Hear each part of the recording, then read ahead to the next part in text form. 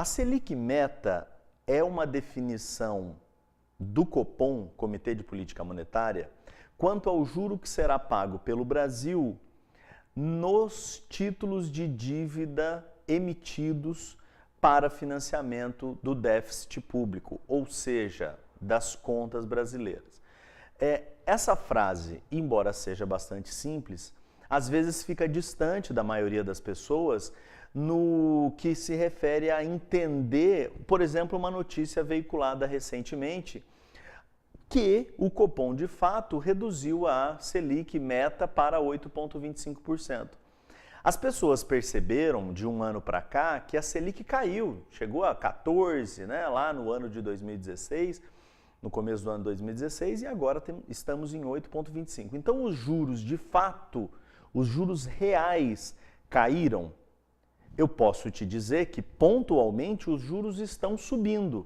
Os juros reais brasileiros são mais altos hoje com a Selic a 8,25 do que eram com a Selic a 14,25. E por que é que a gente pode falar isso? A gente pode falar isso por conta da inflação. A inflação é uma diminuição do preço, do valor do dinheiro e, com isso, uma diminuição no poder de compra que um determinado valor, que um determinado dinheiro poderia ter.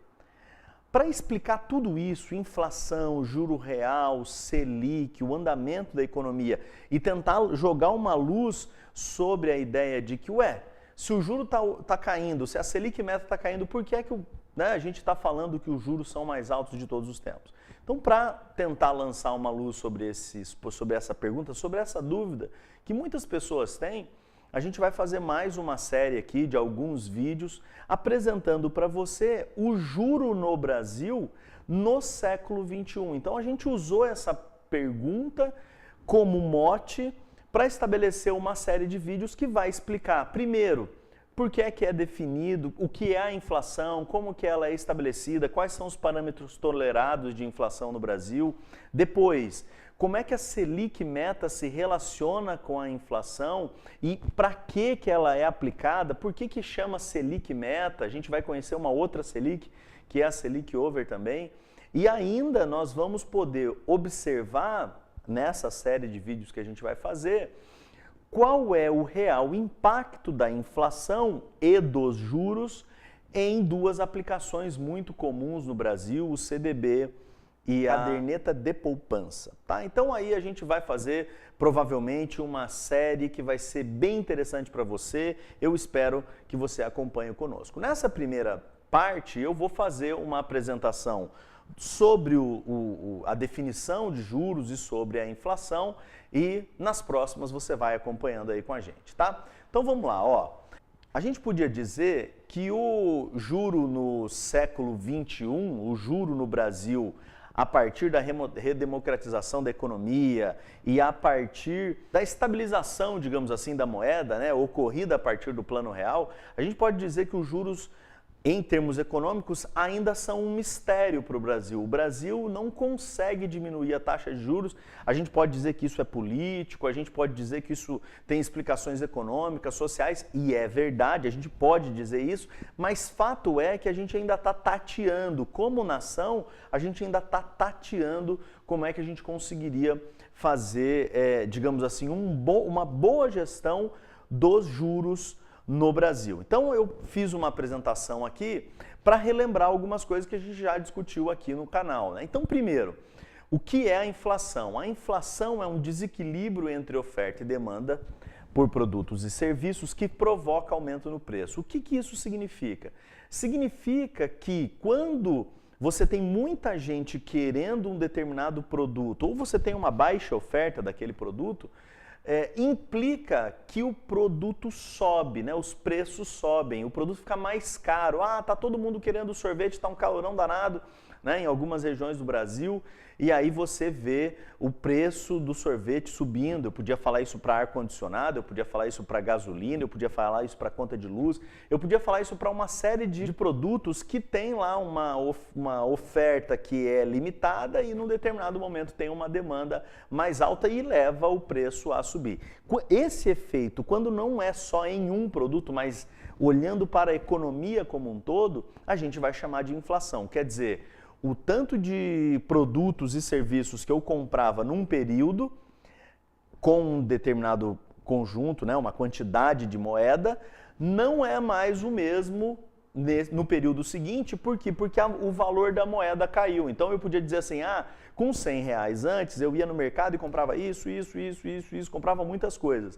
E agora? Passou aí um ano e eu vou no mercado e com os mesmos R$100 eu não consigo nem comprar o que antes era possível. Eu consigo comprar agora, eu preciso gastar mais R$10, com 110 eu preciso fazer. Então, para comprar as mesmas coisas. Então, isso vai me mostrar que tem uma inflação de 10%, ou seja, os preços de maneira geral subiram provocados por um desequilíbrio, né? Ou oferta que ficou mais escassa, ou as pessoas que ficaram com mais dinheiro nas suas mãos, para poder comprar aquele produto. Então a inflação é isso, né?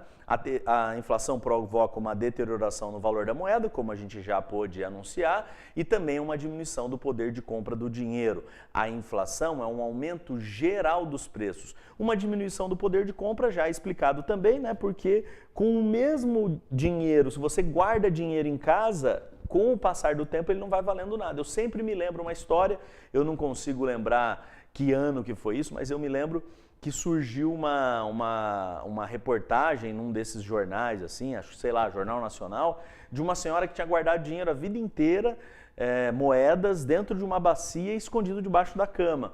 Quando ela faleceu, acharam a bacia embaixo da cama dela, mas não valia mais nada, né? Aquela moeda era aquela bacia tinha um monte de moedas velhas, mas que não tinha mais valor. Por quê? No caso brasileiro ainda pior, né? Porque a gente teve aí algumas mudanças de moeda com o passar dos tempos, cruzeiro, cruzado na história mais recente, cruzeiro, cruzado e agora real. Então, dependendo se ela tinha lá cruzado ou cruzeiro, isso não ia valer muita coisa, mas também o próprio valor da moeda perde com o tempo. Então, a gente podia dizer que para conseguir reequilibrar isso, né, quer dizer, quando tem um desequilíbrio, os preços sobem. Eu preciso reequilibrar. E esse reequilíbrio a gente vai encontrar um responsável por esse equilíbrio. E esse responsável é o Conselho Monetário Nacional.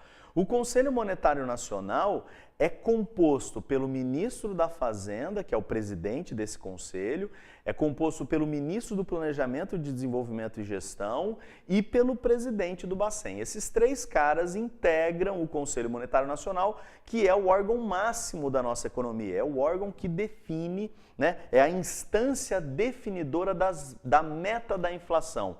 Agora a gente já começa a te dar mais informações. Se a inflação é um desequilíbrio, ela provoca a perda no poder de compra, né? As pessoas não querem ficar com o dinheiro parado porque aí o dinheiro perde valor, então não há acúmulo de poupança. As pessoas querem gastar o mais rápido possível se a inflação aumentar, porque elas não faz sentido ficar deixando dinheiro na poupança e aí esse dinheiro perde valor no tempo. Então, não é legal para a economia ter uma inflação alta. É bom que a inflação seja baixa. O problema é que a gente, no caso brasileiro, há um processo de desenvolvimento. Quer dizer, um processo de desenvolvimento, modo de dizer, é isso tudo teórico. O Brasil é um país pobre, essa seria, digamos, a expressão mais correta do ponto de vista prático, né? O Brasil é um país pobre e isso implica que ele tem muita dificuldade de crescer sem carregar um pouco de inflação. Você tem muito dinheiro na mão de poucas pessoas e a maioria das pessoas é pobre ou muito pobre, e aí qualquer soluço, né, qualquer ganho adicional que a população de fato tenha, implica que não tem produtos disponíveis para ela. Então, o crescimento ele sempre tem um pouco de inflação atrelado. Como tem que viver com um pouquinho de inflação, mas muita inflação é ruim. O Conselho Monetário Nacional, composto por esses três senhores, né, ou senhoras, até agora nunca teve uma senhora, mas né, quem sabe nos próximos anos a gente pode ter mais mulheres participando do governo. Então, esses três senhores definem a meta da inflação. A partir de 2017, que é o ano presente que eu estou gravando esse vídeo, essa meta da inflação vale para 3 anos. Né? Nós definimos 2018, 2019, 2020, agora em 2017. Lá em 2016 foi definido 2017 e 2018. Então sempre vai assim, né? Todo ano fazendo uma revisão dos próximos 3 anos à frente a partir de 2017. Isso teve uma evolução, o regime de metas foi adotado lá em 99 e ele vem se aperfeiçoando. Então, primeiramente foi anual, depois ele passou a ser bianual, né? E agora ele é trianual, triênio, né? São 3 anos em que o Conselho Monetário Nacional define a meta da inflação. Mas é uma meta. É uma meta para quem? É uma meta para o Copom, o Comitê de Política Monetária. O Comitê de Política Monetária é o responsável, digamos assim, é quem tem que bater essa meta, né? Se você fosse num banco, ia ver que lá todos os gerentes, funcionários, todo mundo tem meta. Tem a meta especificamente daquela pessoa. Aquela pessoa precisa alcançar um determinado resultado. Pois bem, a definição da meta da inflação tem essa mesma dinâmica. Pretende alcançar um resultado, e quem tem que alcançar esse resultado? O Copom. O Copom é o Comitê de Política Monetária, que vai olhar se a meta da inflação está sendo alcançada ou não, né? Se ela está em patamares definidos ou não, e vai tomar decisões para manter a meta, digamos assim, batida. Como é que o Conselho Monetário faz isso? Ele faz uma meta central e dá parâmetros. Então a meta é, atualmente, por exemplo, no ano de 2017, 4,5%, e você não pode passar de 1,5% para cima e nem 1,5% para baixo. Então você pode, de 4,5%, você pode ir até a 6% de inflação no Brasil, tudo bem, e também não pode passar de 3% para baixo. Né? A gente tem que ficar aí nesse meio do caminho entre 6% e 3%, com 4,5% sendo o nosso centro da meta. É isso que a gente quer. Para saber qual é a inflação de um determinado lugar, né, você precisa contar com medidas estatísticas da inflação, ou seja, médias, né? Você tem que fazer um levantamento, a gente vai até falar disso nessas aulas aqui, nesses próximos vídeos, a gente vai falar disso também, quais são os índices mais utilizados no Brasil. Eu já posso te adiantar, o índice oficial de inflação é o IPCA, então o IPCA mede a inflação no Brasil, o Copom olha para o IPCA e dependendo como o IPCA esteja, ou seja, no centro da meta, show de bola, 4,5%, é isso que a gente quer, um pouquinho para cima até o 6% já fica de olho, um pouquinho para baixo até o 3% já fica de olho, e aí se extrapolar disso, aí não, né? Não quer deixar, ele quer manter dentro desse range, né? Dentro desse espaço aí. Então, quando ele olha para o IPCA e vê que o IPCA indica uma inflação que está subindo, o que o Copom faz? Ele aumenta o juro da dívida pública. A gente vai explicar isso aqui em outros vídeos para você, mas ele aumenta o juro da dívida pública.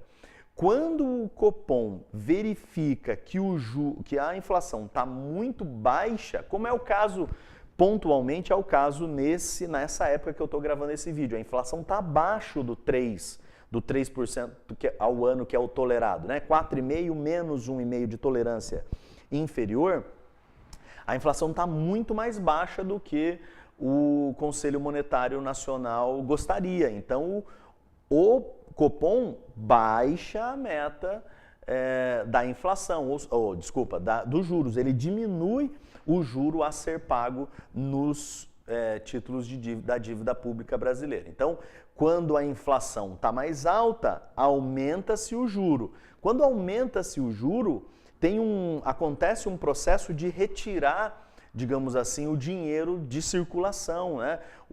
Quem empresta dinheiro tanto para a população quanto para o governo são os bancos. Então, quando eles recebem mais juro do governo, eles não distribuem mais esse dinheiro na economia. Então você tem uma diminuição do crédito, e com essa diminuição do crédito, você tem uma contenção da inflação que estava em alta. O contrário também é verdadeiro. Quando a economia, como é o caso atual, né, a economia está muito ela não tem inflação menos do que o Conselho Monetário Nacional tolera. E a gente já falou isso.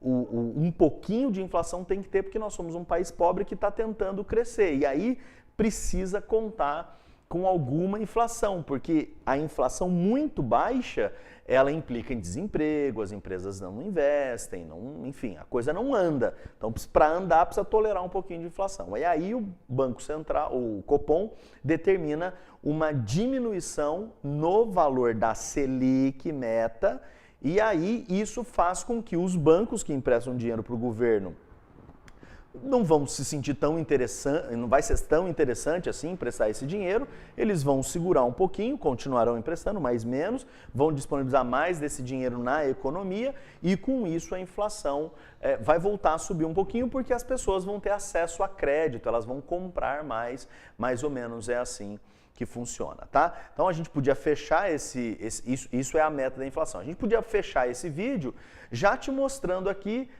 como é que foi desde o começo, né, desde lá de 1999, você já está vendo aí no gráfico, até 2017 é o ano presente, como é que a meta da inflação e a inflação se comportaram. Então a meta da inflação, o centro da meta da inflação definida pelo Conselho Monetário Nacional desde 1999 está aqui, né? Ela foi lá, ó, começou com 8, aí depois passou para 6, depois passou para 4, né? Já chegou até 3,25, depois subiu um pouquinho lá, em 2004 chegou a 5,50 aproximadamente, um pouquinho mais. E aí, a partir de 2005, a gente teve um grande, né, uma manutenção enorme aí, de 2005 até 2017, o presente ano, a gente tem inflação, a meta da inflação como 4,5%, né? E mais ainda, podia dizer 2% para mais, 2% para menos. O para mais é essa linha laranja que você está vendo e o para menos é a linha azul que você está vendo, né? A partir de 2018, você vai ter uma inflação, um limite aí. Você já está tendo, né, um limite de 1,50 em 2017 e 2018, com a inflação ainda a 4,5%, e a partir de 2019 você vai ter um centro da meta um pouquinho mais baixo, a 4,25%, também com 1,5% para mais, 1,5% para menos, né? Então essas, já explicamos as linhas laranja, verde e azul como sendo o limite superior, o centro da meta e o limite inferior da meta da inflação. Na linha vermelha, o que você tem? Você tem o comportamento do IPCA ao longo desses anos, né? Então, você veja que a inflação lá em 99 foi de 9% dentro da meta, né? Depois, em 2000, ela foi no centro da meta, propriamente dito, 6%. Depois, em 2001, ela ultrapassou a meta, tá vendo? Olha, em 2002 ela chegou lá a mais de 12% de inflação. Depois caiu, aí você tem uma trajetória de queda até 2006, com a inflação chegando a pouco mais de 3%. Subiu um pouquinho, mas você teve esse período aqui, né, entre 2003, eventualmente até 2013, né, até 13, para falar a verdade, antes da eleição, da última eleição que nós tivemos, né, até 13, aí, até o processo de eleição, a gente teve um bom período de estabilidade, mesmo com uma crise severa nos Estados Unidos em 2008, né? A gente teve uma crise das mais terríveis, a gente ainda vai fazer vídeos explicando sobre isso aqui no canal, tal, como é que foi essa crise, por quê, enfim. Você teve um período de estabilidade. E aí, a partir de 2014, por questões 2013, 2014, 2015, por questões políticas severas que a gente vive até hoje nesse momento aqui no Brasil, eu estou gravando o vídeo em 2017, então a inflação foi lá no alto, bateu nas alturas em 2015 a 10%, e aí agora, 2017, ela está aqui no limite inferior, próximo de 3, até nesse mês presente de setembro, ela está um pouquinho mais baixa do que isso, mas deve fechar o ano em 3%, porque o Copom vem diminuindo a Selic, né? Então, o que se espera para 2018 e 2019 é uma inflação dentro do centro da meta, essa é a expectativa do mercado e isso eu já coloquei aqui nesse finalzinho, né? Eu espero que esse vídeo tenha te mostrado um bom cenário da definição da meta da inflação no Brasil e eu espero que você fique interessado em assistir os próximos vídeos desse assunto também, tá bom? Por favor, marca o vídeo como gostei, compartilha, comenta, é sempre muito legal a sua participação, tá joia? Um grande abraço, até a próxima.